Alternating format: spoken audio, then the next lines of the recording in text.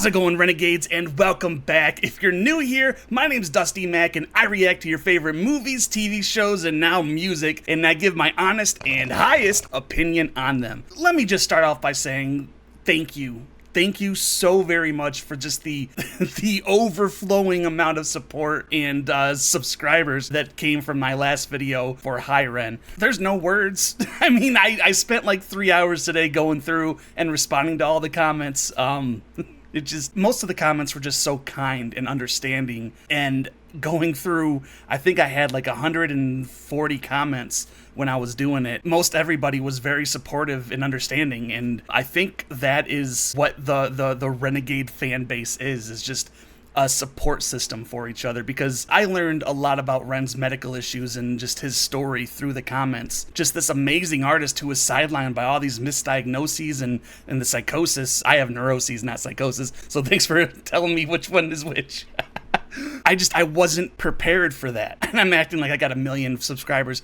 I got like 100 subscribers off of this video. Just like imagine 130 people in a room. That'd be a little overwhelming, but yeah, I'm just kind of rambling on and talking and thanking you all because I just was not expecting that. So yeah, Ren is going to be a regular part of my channel from now on until I get through his music. And this one was the one that got brought up most in the comment section, The Tale of Jenny and Screech.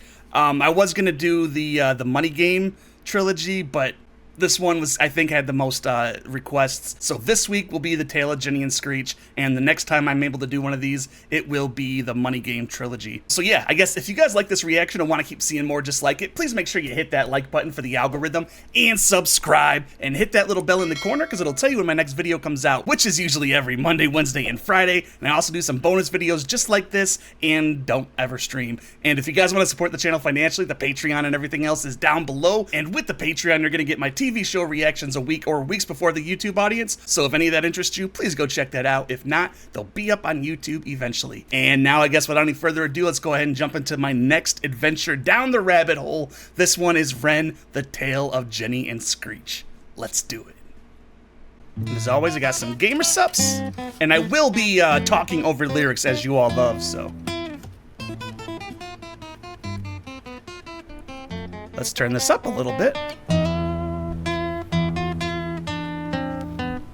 Also, if you can hear a fan, I'm sorry, but it's hot.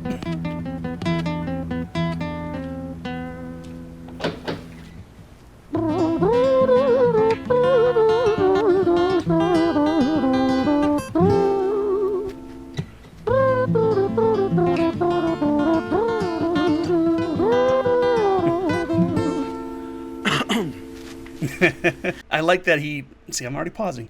I like that he just doesn't take himself too seriously. He's just sitting in an alleyway, just plucking away, and I like that.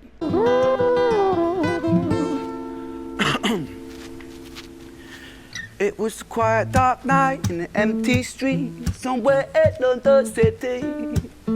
Jenny walked alone, she was dragging her feet. She was heading back home to sleep. Well, she knew this town, she knew this floor, because she walked it about 1,000 times before. She wanted to escape. Can you blame?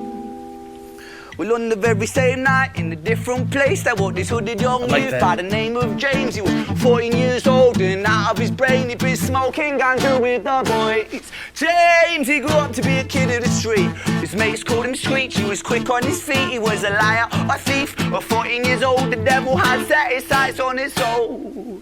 As Jenny walked home all alone, she felt scared. Usually she was alright, but it was like there was something in the air. A divine intervention telling her to beware, maybe intuition bugging her and making her so scared. Sirens sounded in the distance at the beat of Jenny's feet. A symphony of the night that echoes crime on London streets. Jenny turns a corner, their eyes they meet. Up poor girl Jenny, a boy named Screech. Give me all your money, bitch, give it to me. If you cooperate, then you'll soon be free. I want your purse. This isn't a love song, is it? I was expecting The Tale of Jenny and Screech to be like a love song between this girl and a boy, but it's taking a little bit different of a turn than I was expecting, so let's go back before that turn. Give me all your money, bitch, give it to me. If you cooperate, then you'll soon be free. I want your purse, your phone, don't fucking look at me. I mean it, bitch, are you listening to me? Jenny freezes statue like a lady shakes stalactite. Feel like liquid nitrogen in the dark night. She tried to find strength to move, but stayed as still as a statue in high-heeled shoes. What the hell you playing at? You playing games with me? I swear to fucking God, I'll slice the rosy off your cheeks. You think I don't mean it, girl? You don't know me. The last thing you see will be a boy called Screech. That would be kind of shitty to be killed by a guy named Screech. Just putting that out there. The last thing you see will be a boy called Screech. Reach with the sheath of the blade, with the teeth that could bite through steel and slice concrete. And he swung possessed with the devil in his chest, and the statue she was turned to butter in her breath. Oh, hold on, I gotta go back and listen to that one again. Reach with the sheath of the blade, with the teeth that could bite through steel and slice concrete. And he swung possessed with the devil in his chest, and the statue she was turned to butter in her breath. The statue that she was turned to butter, like a knife through butter. It's like, you know, she's trying to be strong and be this statue of resoluteness, and then this dude just... Damn. It was a quiet, dark night in an empty street somewhere in London City. Jenny lay still on the cold concrete. She's found somewhere to sleep. Well, she knew this town, she knew this floor, 'cause she'd walked it about 1,000 times before. I guess that she escaped. It's such a shame.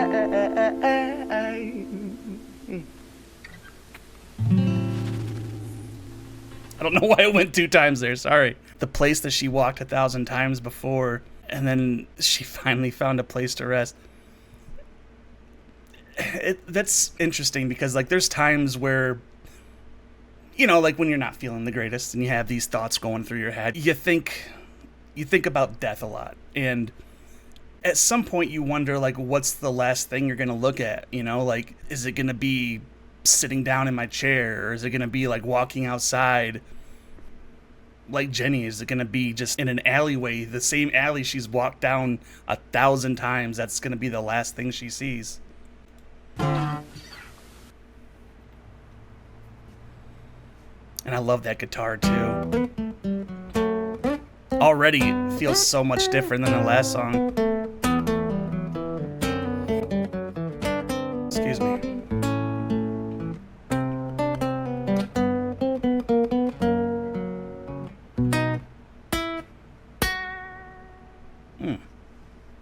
That was a hard pluck. Oh, what in the Castlevania is this? Holy shit.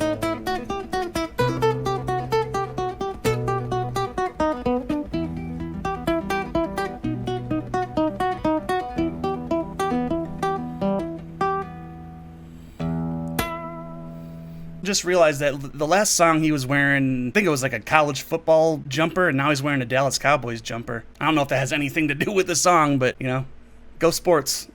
Our story, it starts right at the end of the life of poor Jenny, clocked out like Big Ben.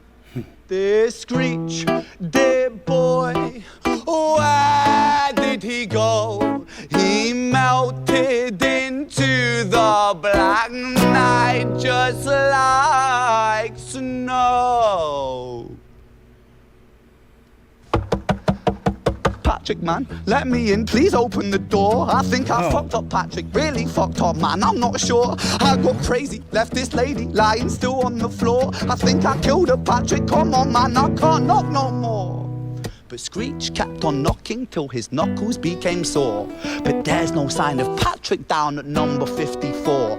No refuge for our villain, for the bitter hands of fate, with something far more sinister in mind that does away.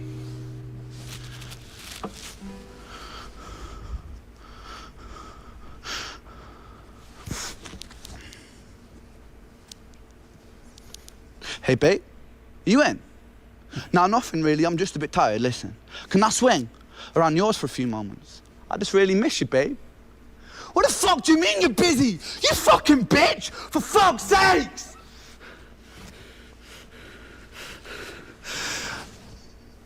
Like siren sounds approaching like a banshee in the night. I like how he took on the persona of Screech right there. And he tries to call his girlfriend, you know, second choice, by the way. He went to his buddy's house, and when he wasn't there, he tried to call his girl. And as soon as she said no or just said anything against what he wanted, just, you bitch, he just goes straight back into the song.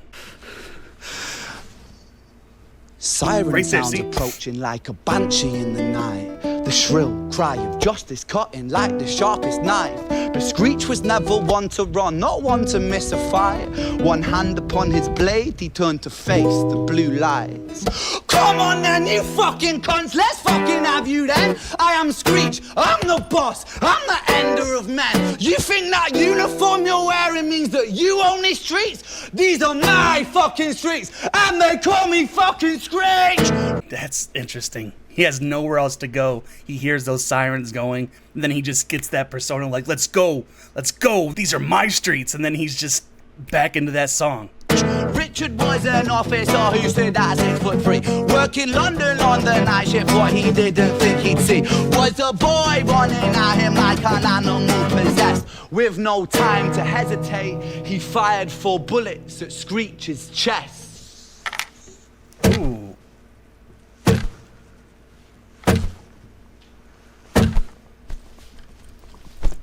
That was 5 bullets, but that's okay.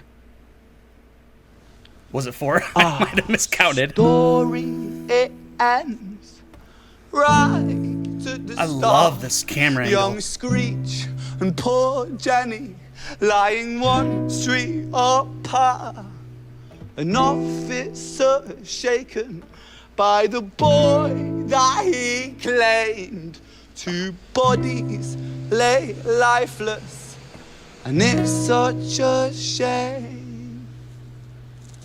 It's such a shame. Oh. Damn.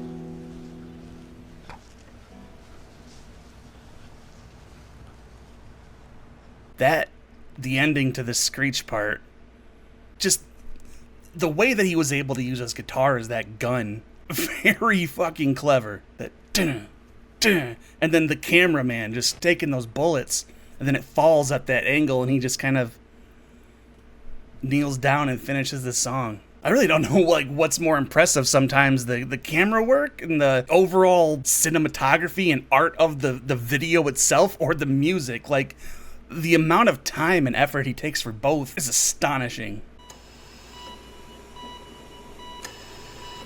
I thought this was Jenny and Screech, not Violet.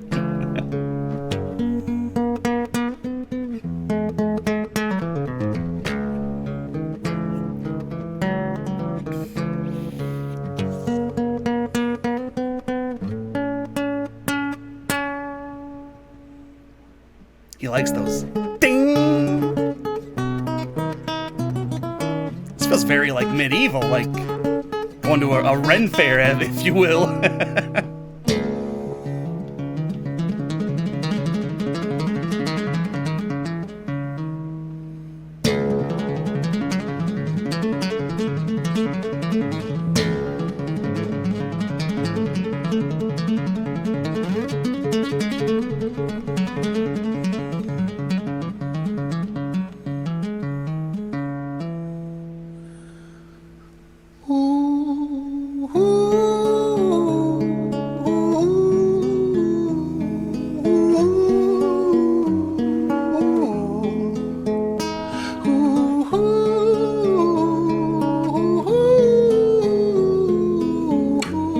So ethereal, just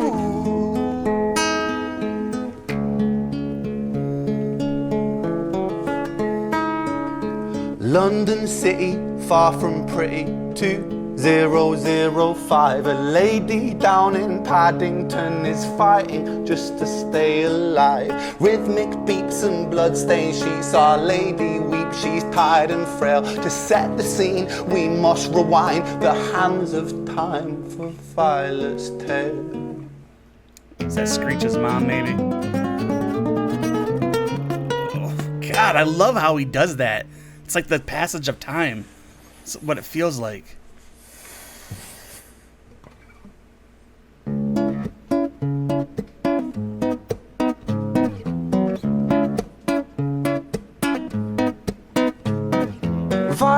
was a silent girl, grew up with violent starts. Her mother was a drinker and her father was a bastard. Every night he took her tie but never left the room. I'll spare you with the things he did, I'm sure her mother knew. Violet was a silent girl, she moved out at 16. A semi-detached council flat, paid for by a welfare scheme. Packing shelves at Tesco, stacking jars like pickled bricks. She met a boy named Stevie and he was a little prick. Violet was a silent girl and Violet she fell fast. See, Stevie was a wrong un, but he sure knew how to charm her. Every night he took her tie but never left the room. History repeats itself, he'd paint her black and blue and dark. She never stood a chance. The devil comes to dance. Violet, why are you always so quiet? On her bedroom door and he's irate. He's been drinking and smoking, he's up late.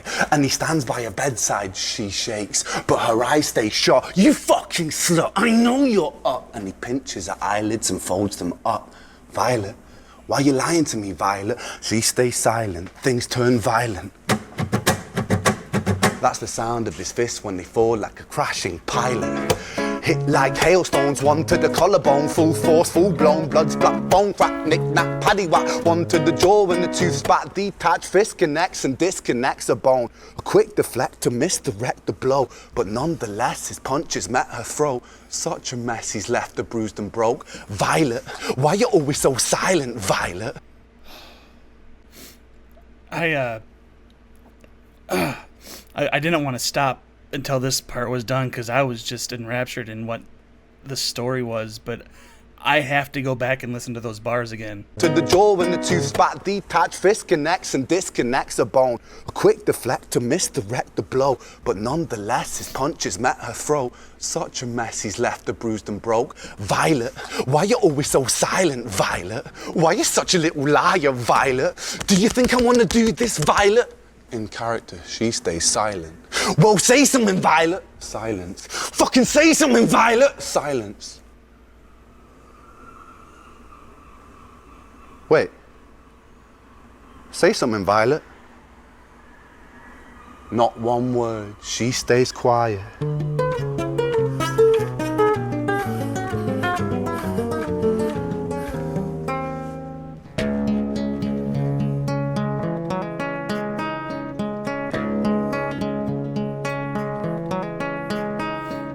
London City, far from pretty, 2005. A lady down in Paddington is fighting just to stay alive. The doctor, in a state of shock, saw something here so very wrong. See, Violet, she was pregnant. Poor Violet, she was 9 months gone. Turning to the doctor, Violet broke her silence and she cried, if I'm to die right here tonight, please let my baby stay alive. The doctor soon regained composure, called the surgeon to come in. As Violet's world turned to black, the curtains closed, the lights went dim. In London City, far from pretty, 2005. A lady down in Paddington just lost the fight to stay alive. A tragedy or a miracle, it happened on these very streets. Two twins aligned side by side. A girl named Jenny and a boy named Screech.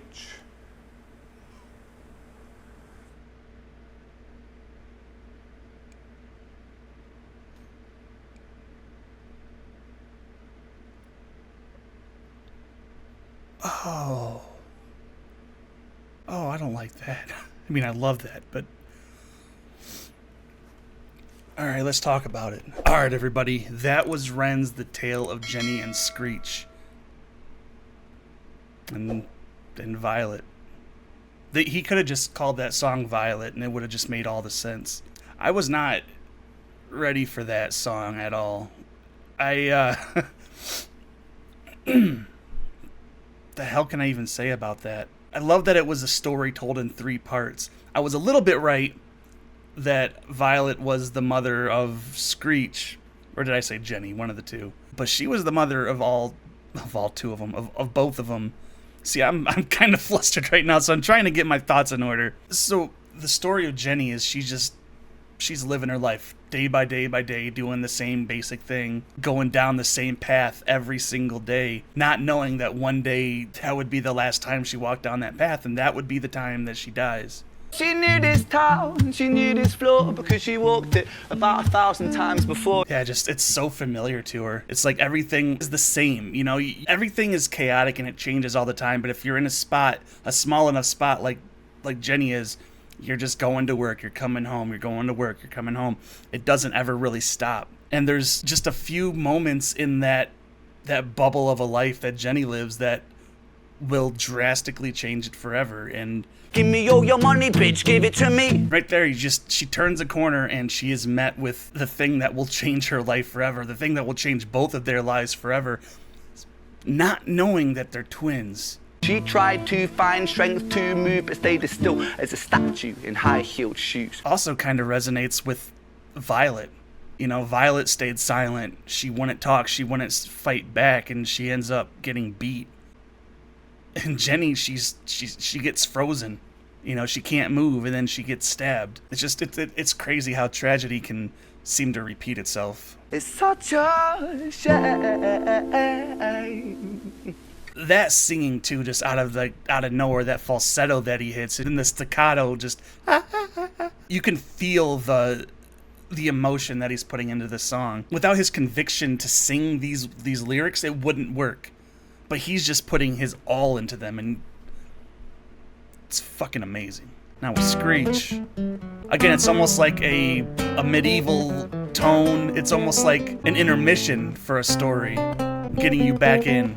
And already, you can tell that it's more chaotic. Where did he go? And right there, I really like that too. That what? You could tell that he's feeling what Screech's mind state is at this point. It's cracking. It's frantic. It's obviously scared about what it just did. Now it's got to find some kind of safety, somewhere to go to sleep, I guess you could say.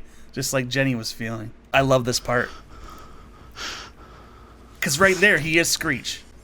He's like, hey, babe, you in? I'm just a bit tired, listen. And right there, again, when his buddy wasn't there, his second choice was to call his girlfriend and just like acting like nothing's wrong, like, hey, I need to come to your house, are you there? I just really miss you, babe. And right there, like, he's using that, he's really trying to like butter her up, and as soon as she says no, he just snaps into... The fuck do you mean you're busy? You fucking bitch! For fuck's sakes!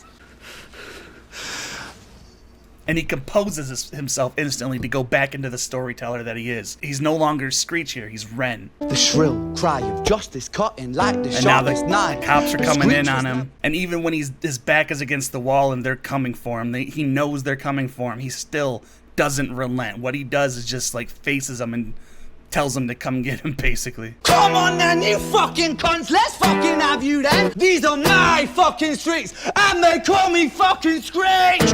So right there when he says, these are my fucking streets, now I'm kind of wondering if Screech is like, maybe he was selling drugs around that kind of area, or that was his area where his people sold drugs, like maybe Patrick or something. He fired 4 bullets at Screech's chest.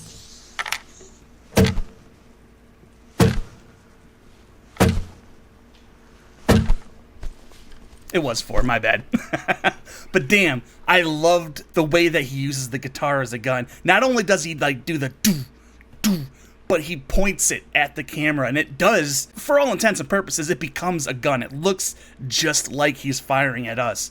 And then we fall to the ground dead, and he just kneels down to finish the song. Right to the start. It's such a shame. He feels that. And this fret picking he's doing is just crazy. Like, I know it's only like 1 or 2 strings that he's using, but the speed and he's doing it with, and just the melody he's keeping, just insanity. I'm saying insane so much with Ren, but what else do you call this talent, you know? right here, it's almost like he's wondering where he's at. And right here, that's exactly what he's doing. And it wasn't even perfect the way that he did that. It was like, it feels like he messed it up on purpose. Because like the further you go back, the muddier the memories maybe, or just the difficulty it is to remember that. He's readying himself for what's coming, because that was deep and harsh. I'll spare you with the things he did, I'm sure her mother knew. That's a really heavy line right there. Tucked her in but didn't leave, and he's sure her mother knew. How often does that happen? How many times have you heard that story? And she had to endure it, and she made it a part of herself. She moved out at 16. And it seems like, things might be looking up for her, and she's on her own finally, away from her abusive father. But then she meets this dude. He sure knew how to charm her. Every night he took her tight, but never left the room. History repeats itself. He paint her black and blue. And he stands by her bedside, she shakes. God, like, just the knock at the door and the way that he's whispering. And then it goes into this. I don't like it. It's way too intimate right here. And it's not like in a good way, because you know the sinister nature of the person who's doing this. And it makes us feel like Violet. Like we're sitting there and he's opening our eyes and forcing us to look at him, and he's just in this manic state. One to the collarbone, full force, full blown, blood's black bone, crack, knick, knack, paddy whack. And there's another one of those nursery rhymes that he did in REN. I like how he has that theme running throughout. Okay, I was literally on the verge of tears, but then he goes into these bars. It kind of took me out of my sadness, and I was like, oh shit, Ren's got bars here. Fist connects and disconnects a bone. A quick deflect to misdirect the blow, but nonetheless his punches met her throat. Such a mess he's left her bruised and broke. Violet, why you always so silent? Do you think I want to do this, Violet? Just blaming the victim. Why do you make me do this? He's talking down to her, not knowing that he literally just killed her, basically. She survives this only to die in the hospital, but fuck, like the way that he makes us feel as an audience, it's not like we're just watching this. It feels like we are Violet, we are Jenny, we are Screech. We're living these people, and sometimes you don't want to be a part of what you're witnessing. But Ren is just like, no, you got to go along with me into this story. Fucking say something, Violet! Silence. Wait. And then right say there. Something, Violet. She stays quiet. Again, that chaos just... The lights went dim in London City, far from pretty. I wanted to know if Ren was a theater kid, because in theater, there's always like a theme that comes back around like in the second or third act. And that London City, oh so pretty. Doesn't he say oh so shitty at one point too? Like, based on who is viewing London City, that's how it looks. And I love how he brought that in again. I can't remember what one I said, who was going to be the baby of Jenny. If it would have been Screech as the only one that she gave birth to, that again would have been poetic, because it's like father like son, violence begets violence, but it's still like that.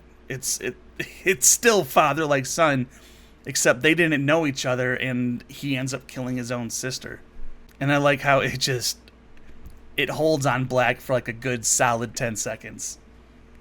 Because it knows it just left you breathless right there. And you're like, Ren's not a musician. He's a storyteller. He's a true artist. There's nothing that can pin him down to one genre, because even in this, he's rapping. He has those bars. He has those singing moments. He has just like the like the staccato singing thing that he does.